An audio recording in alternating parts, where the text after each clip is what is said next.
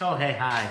Glenn here at the workshop at the Gardens. Sometimes it seems like you have to break things to fix them. So even though I've had the shop clean, we're tearing it all apart again. So you may have noticed already that part of the miter station back there is torn apart. We're redesigning that and figuring out that. So I got it temporarily set up here. But as I do this whole conversion of the shop, moving it more towards a woodworking shop. I do stone, wood, and steel. I'm getting a little bit more into the wood side of life, and I need to start working on dust collection. I'm gonna put a picture or a little video clip of when I did the shiplap siding for the dressing suite, and I had wood everywhere, and I had miter saws and the table saw going and routering and all kinds of stuff, and it was a chaotic mess running two shop vacs. So I'm starting to deal with dust.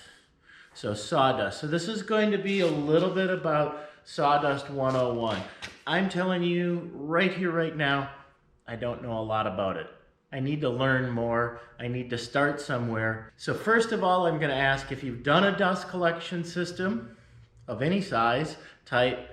Leave me a comment down below, share a link with me, give me some insight into what you're doing. A couple things that I do know is I don't have a list of all the tools that I'm going to be getting yet. There is a router sled flattening table that's in production right now. I have one small bandsaw. There will be another bandsaw on its way. A jointer is most likely going to be on its way, and some type of planer. So we're going to end up with some large collector dust system in the whole shop. Reality is that's not going to all happen at once. So I have to make these nice little steps. So my first little step, because you are aware if you've been using shop vacs, you get this kind of stuff. The filters get clogged. You can work for a little bit and then you're done. I'm going to be adding one of these little Oneida dust deputies. Not the sheriff, but just the deputy.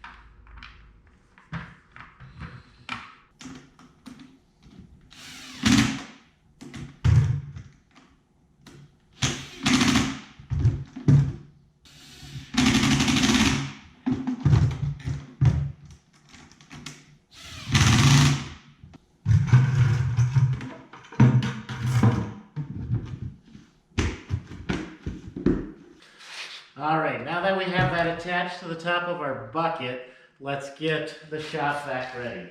So I'm going to clean out the dust that's in here.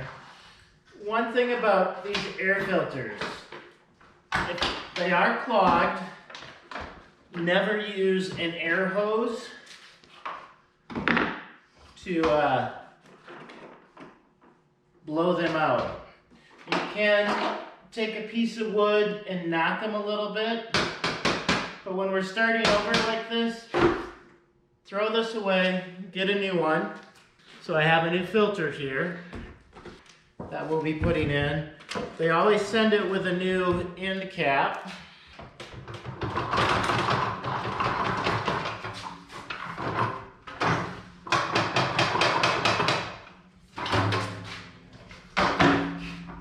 I am gonna add a bag, so this is going to cut down on dust that actually gets to the motor, and that's what wears these motors out over time. It's just the dust that has to go through the whole thing. So, by having a good filter, by having the bag on, we're going to eliminate, quick check, plug it back in.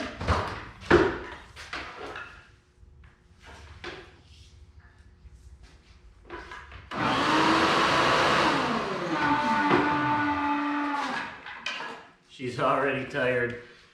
All right, hoses.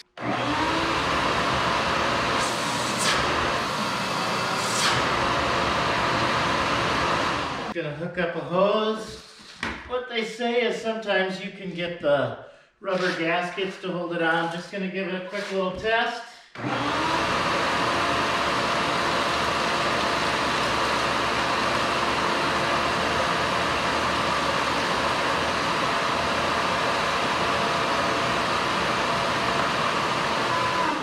All right, well, there you go.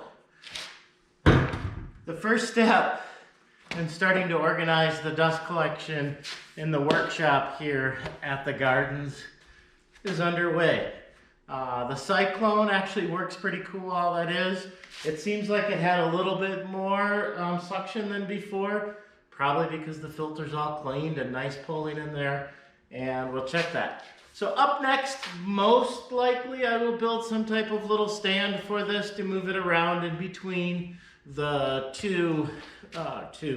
the multiple pieces of woodworking equipment that I have here. Thanks so much for following along. Remember, leave me a comment, leave me a link to a dust collection system that you've done or that you really want to learn. Make sure you subscribe to the channel and like the video, but subscribe to the channel and follow along as we kind of tweak the shop here and grow and get it ready.